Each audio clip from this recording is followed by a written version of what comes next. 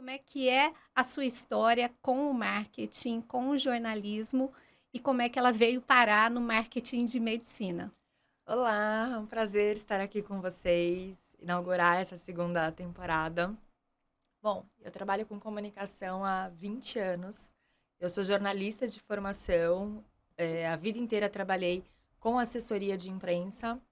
Morei fora, morei por 6 anos em Lisboa e lá fui fazer uma especialização em marketing estratégico.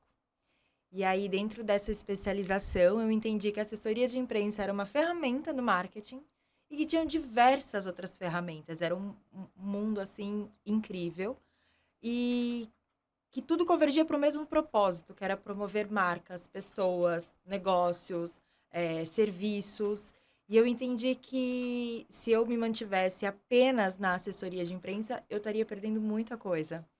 Comecei a me aprofundar nos estudos, entendi o que é esse marketing 360 que a gente tanto fala, que é trabalhar todas as frentes do marketing, então o inbound, que é quando o cliente chega até a gente, é trabalhar a parte de comunicação interna, de cultura organizacional das empresas também, enfim, trabalhar todas essas esferas e conseguir ter um resultado ainda mais eficaz, que a gente consegue encontrar o poder da comunicação. E é super transformadora essa comunicação, né? E foi assim que eu E, cheguei e no você se tornou uma estrategista de total. marketing. É o que eu adoro fazer, trabalhar com estratégia. Por que trabalhar com estratégia? A gente consegue entender, pegar do passado, entender, analisar aquilo que deu certo, que não deu tão certo, por que não deu, o que a gente pode potencializar. E aí, em cima desses aprendizados, a gente traça onde a gente quer chegar.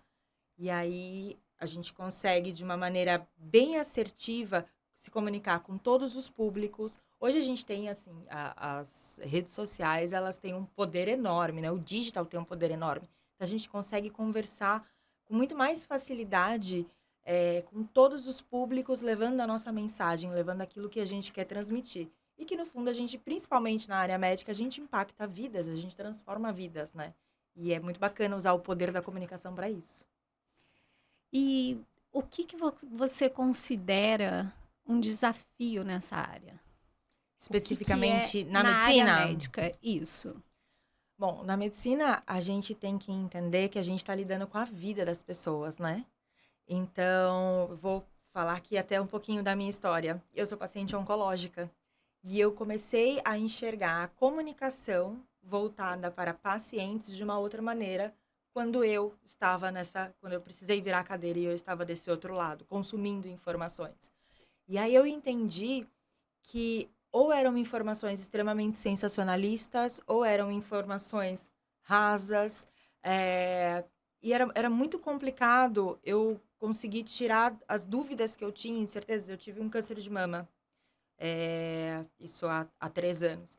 E na época, a minha médica, ela falava assim para mim: Kelly, se você tiver qualquer dúvida, não pesquisa no Google, porque o Google vai te trazer informações que não condizem com a realidade e você vai ficar mal. O Google me matava em alguns meses, basicamente assim. E porque eu fui pesquisar no Google.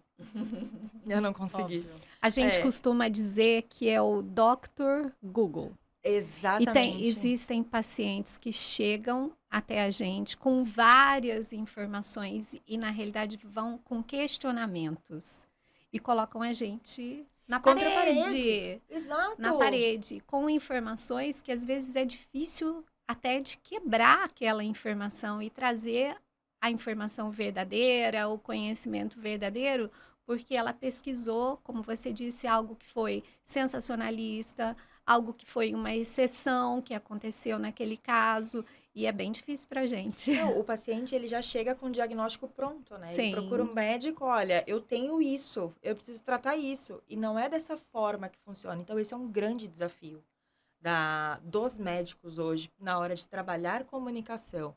Quebrar esses mitos, quebrar esse monte de promessas essas promessas estão aos montes na internet, nas redes sociais, no Instagram, nos vídeos do TikTok. Então, precisa trazer a informação de maneira séria, responsável, porque, como eu disse, você está lidando com vidas. E aí, na época, a minha oncologista falou assim: olha, qualquer dúvida que você tiver, você vai falar comigo. Se por acaso eu não puder falar com você no momento, e já que você quer ir a fundo a respeito desse diagnóstico que você está enfrentando e tal, eu vou te passar algumas referências aí que eu falo, é a referência, a pessoa que virou autoridade e ela já é indicada por outras. Essas pessoas você pode seguir. Com essas pessoas você pode assistir os vídeos, pegar todas as informações, estudar, porque essas pessoas, elas trazem informação de verdade, tem essa prestação de serviço. Então, é exatamente isso. São poucos os médicos hoje que, de fato, fazem esse trabalho genuíno, verdadeiro e se diferenciam, porque eles viram referência dentro da própria classe médica. E Mas o como que podcast você surgiu acha disso, né? que deve ser a base dessa construção? A base da construção desse marketing médico sério que a gente está conversando aqui. É o propósito. A base é o propósito. É você entender por que você faz aquilo. Então, assim, por que a marca hoje se transformou numa marca, a clínica, por que ela atua, por que ela está no mercado, o que de fato te move, o que te engaja, tá lá todos os dias a querer fazer diferente. Esse teu propósito é o que vai conectar, é o que vai te diferenciar e é o que vai ser a base de todas as suas entregas. Porque é o teu propósito de oferecer qualidade de vida, bem-estar para os seus pacientes, um atendimento diferenciado que vai acabar norteando toda a jornada do paciente até ele chegar no seu consultório, realizar a consulta e um posterior tratamento e continuar o acompanhamento. Então, assim, é esse propósito que vai nortear tudo. Por que vocês escolheram a área vascular? Por que resolvi ser cirurgia vascular? O que eu quero trazer de diferente? É esse propósito, é esse porquê que vai ser a base que vai engajar tudo e que vai gerar todas as ações que vão conectar com os pacientes. Porque o paciente que está do outro lado, quando ele procura um médico, ele precisa ter confiança, precisa ser alguém de credibilidade, alguém que gere essa conexão. E nada mais genuíno e profundo do que o seu propósito, do porquê que você faz aquilo.